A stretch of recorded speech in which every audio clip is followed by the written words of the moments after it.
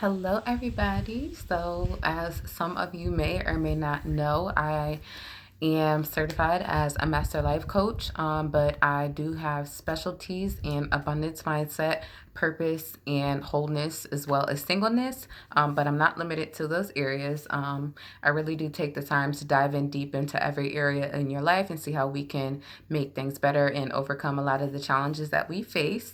But today I did want to come to you to talk a little bit about limiting beliefs because it is one of the biggest things that I do come across when I'm working with my clients. So what a limiting belief is exactly what that phrase is, a limited belief. So essentially, it's a belief that we hold in our mind or in our hearts that's very dear to us that limits us in some way in our life. Sometimes it is difficult for us to discover our limiting beliefs on our own because it's just the way that we think, so we don't necessarily realize it. So you could look at it as in a blind spot on a car. So until you check those blind spots, which naturally we don't check our blind spots, we just kind of go through life on this autopilot, which is our unconscious mind, which is known to operate at a 90% capacity. And then the more awareness that we come into, the more knowledge and the more information that we have, our conscious is actually able to override that and start to operate. We get to operate our lives in that at a greater capacity. So when it comes to limited beliefs, just to give you an example of how it works, they literally affect every area of our life. Like there's no area that goes untouched. So whether it be in friendships, whether it be in relationships, whether it be at work, whether it be you as a student, it really doesn't matter. Limited beliefs do not discriminate. So a limited belief that is very popular that comes up for people that I work with is that they don't believe that love is for them. So they say like, oh, there's nobody out there that would love me. That is a limited belief. And how this works is because it's an idea that you already have in your mind about how something works, your mind is going to try its hardest to confirm that belief for you. So like they say, as a man thinketh, so is he. What you believe is what is going to be the reality of your life. So your perception is going to be your reality. But if you were to change that belief and say, you know what, maybe I haven't experienced the love that I want, and I haven't seen it, but I do believe that it's out there for me. Your mind and the world, everything in the universe is going to conspire with you to try to make that possible for you.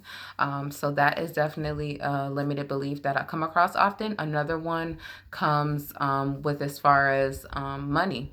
So let's say, for example, you want $1 million. You want to make $1 million in your lifetime. You want to be able to have $1 million.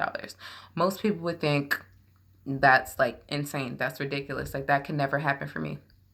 That is a limiting belief because it's very much possible for any of us to attain that. It's just a matter of, are we going to put in the work? And a lot of times there's a lot of fear behind that.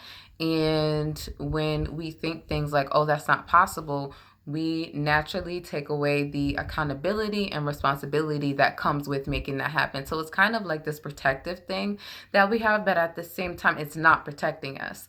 Essentially, we should only be protecting ourselves in scenarios where it's a life or death, like where your life is actually being threatened. But our minds are really, really programmed to protect us at all costs, whether that be physically or even emotionally. And that can be a good thing, but it can also not be a good thing because it really forces us to shut down and build these walls, which our walls are defense mechanisms that don't allow us to see other people and hear them or just understand any kind of perspective. Another limiting belief, like I said, with the $1 million, if you were to believe, oh, okay, it may not be here, but it's possible. I don't know how it can happen, but it's possible. Just the simple fact that you have in your mind that it's a possibility, your mind is going to conspire with you to make that happen for you. So I really want everybody to think about what you think about. This is something that I tell my clients all the time. Think about what you think about. If you say to yourself, oh, I can't, guess what? You can't. And I'm not saying that because that's what I believe. I absolutely believe that anything is possible for anybody, you know? So, but it doesn't matter what I believe. It matters what you believe about you in your life. And a lot of times it takes for us to get with someone else to reveal those things to us because we don't see them on our own. And not only that, when we are surrounded, whether that be family members or friends, when we're surrounded by people that share a lot of the same limited beliefs, we're not learning, we're not growing, we're not able to be awakened to a different perspective or new information to change our thought process or our patterns. So that's where people like me come into play, where as a life coach, I help show you those blind spots and I empower you to see that, you know, things that you don't think are possible are absolutely possible for you. And not only are they possible, but we are going to create a plan and strategies in place to get you to the point that you want to be at. So definitely just think about that. I don't want anybody, you know, to have limited beliefs. Unfortunately, it is a part of being human, but they can be overcome. Your mind is everything. You know, our mind controls what we do, what we say, how we act. The mind is the control center of our body, along with our hearts, because there is a mind-heart connection, and I help you get with that too. But yep, those are what limiting beliefs are. If you have any questions or any comments, just let me know, and I'll talk to you soon.